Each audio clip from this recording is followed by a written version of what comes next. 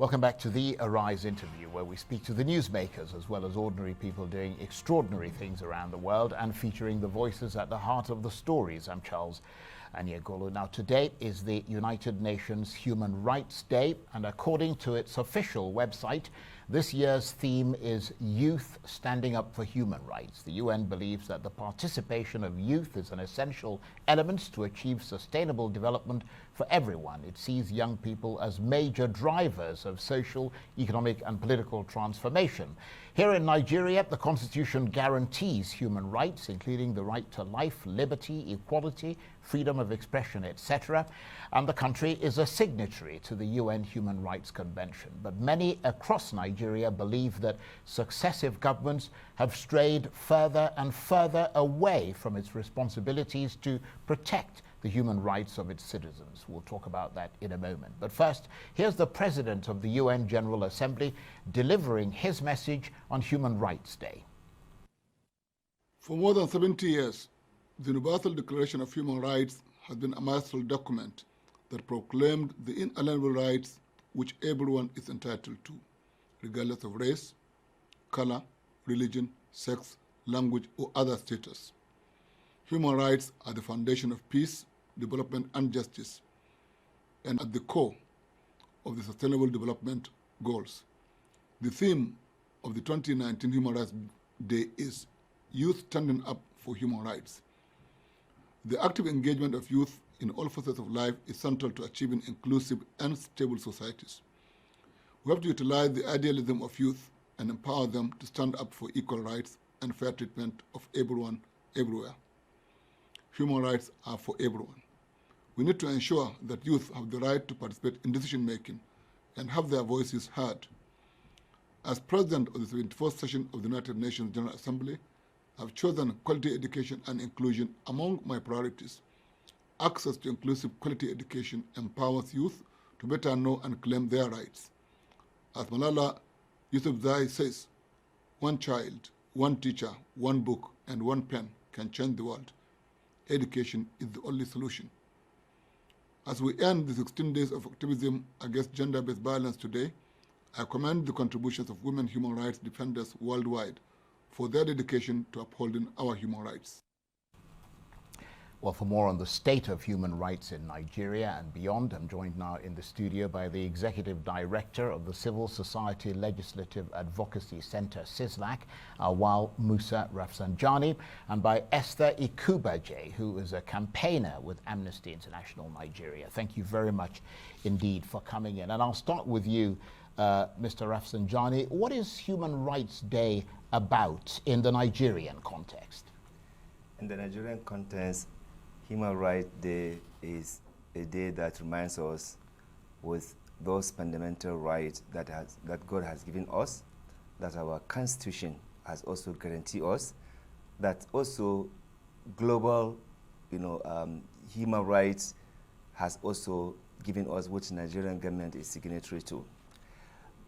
This day is also reminding us about brutal, violent violation of fundamental rights that is going on in Nigeria, so that the authority can actually carry out their responsibility as enshrined in the Constitution, which is to protect and promote the fundamental right of every Nigerian, irrespective of his political, regional, ethnic, religion, background, and whatever, whether sex, that he has or she has. So this is a day that also reminds us that, the abuse in terms of due process, the flagrant abuse of court order, the refusal to comply with court order, and also the criminal framework of activists and journalists so that they will not speak the truth, so that they will not demand for accountability, the shrinking of civil society space by the government and some of the overzealous security agencies are all what is reminding us about this important day. Right, and would you say that large swathes of society have lost trust in the political elite in this country as far as things like human rights are concerned? Unfortunately, if you go to local governments, if you go to the states, and even at the national level, many Nigerians have lost hope and confidence with their leaders. But it's because there's a total disconnect between the leaders and the followers. And because the leaders have no business, apart from many of them, apart from siphoning public funds, they are diverting resources that is meant for the development, that is meant to deal with issues of poverty, which is artificial, money that is meant for infrastructure, in terms of education, quality education, in terms of also quality healthcare system. You see that all of them is being abandoned. So the people have been left with their fate. Nobody is, despite the allegiance they are giving to the leadership and to the constitution, nobody bothers to take care of Nigerians. What you see is cosmetic and symbolic, deceptive, concern expressed, which never go into any action or practice or even inside the heart deeply. So many Nigerians have been totally disconnected. There is no space for them. They have been left under a series of tension, crises, violence, which the political class manipulate the young people. And you remember this year theme has to do with youth. And these are the same victims of the political class in Nigeria, who they use them for political violence, for religious and communal violence, who they have totally deprived them the basic fundamental right of even free speech, free movement. Now you cannot come and exercise your fundamental right to even demonstrate and express your disagreement over corruption, looting, insecurity. Right. The security men will come and round you up. And meanwhile, the Constitution has guaranteed you those fundamental rights. These journalists are being deprived from even saying the truth.